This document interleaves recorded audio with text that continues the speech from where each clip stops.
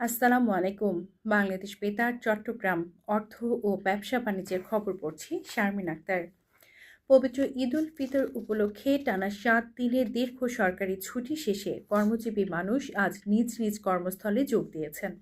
একই সঙ্গে চালু হয়েছে ব্যাংক, বিমা, শেয়ার বাজার সহ বিভিন্ন বেসরকারি প্রতিষ্ঠানের স্বাভাবিক কার্যক্রম।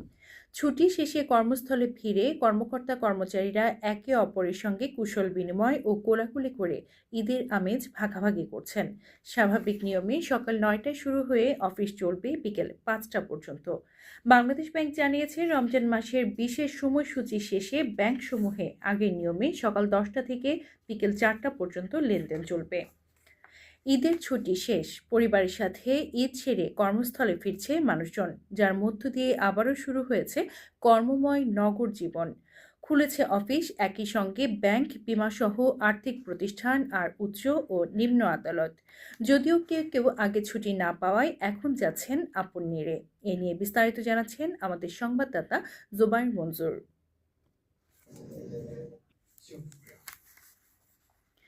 বিদ্যুৎ, জ্বালানি ও খনিজ সম্পদ মন্ত্রী ইকবাল হাসান মাহমুদ টুকু বলেছেন, দেশে তেলের পর্যাপ্ত মজুদ রয়েছে, তবে হঠাৎ করে তেলের চাহিদা বেড়ে যাওয়ায় মূলত সংকট দেখা দিয়েছে।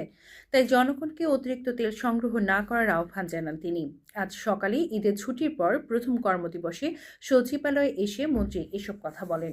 জ্বালানি মন্ত্রী বলেন, সবাই প্রয়োজন মতো তেল পাবেন এবং শঙ্কার কোনো কারণ নেই। তিনি আরও বলেন, তেলের দাম বাড়ানো নিয়ে কাজ করে এনার্জি রেগুলেটরি কমিশন, তবে সরকার এখনও তেলের দাম বাড়ায়নি।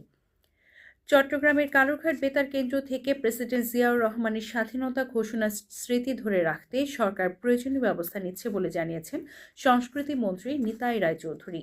আজ দুপুরে কালুরঘাট বেতার কেন্দ্র পরিদর্শনে গিয়ে সাংবাদিকদের ব্রিফিংকালে তিনি একথা জানান। মন্ত্রী বলেন, বাংলাদেশের মুক্তিযুদ্ধের সবচেয়ে গুরুত্বপূর্ণ সময় ছিল স্বাধীনতার ঘোষণা, যে ঘোষণা বাঙালি জাতিকে উদ্বুদ্ধ করেছিল নানাভাবে। তাই এমন ঐতিহাসিক এবং গুরুত্বপূর্ণ ইতিহাস সংরক্ষণ করা সকলের দায়িত্ব।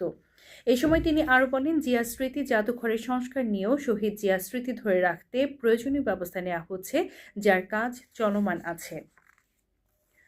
তথ্য ও সম্প্রচার প্রতিমন্ত্রী ইয়াসের খান চৌধুরী বাংলাদেশ টেলিভিশন চট্টগ্রাম কেন্দ্র পরিদর্শন ও কর্মকর্তাদের সঙ্গে মতবিনিময় করেছেন। আজ সকালে তথ্য ও সম্প্রচার প্রতিমন্ত্রী পিটিভি চট্টগ্রাম কেন্দ্রে পৌঁছালে কর্মকর্তারা তাকে স্বাগত জানান। মতবিনিময়কালে কেন্দ্রের জেনারেল ম্যানেজার ইমাম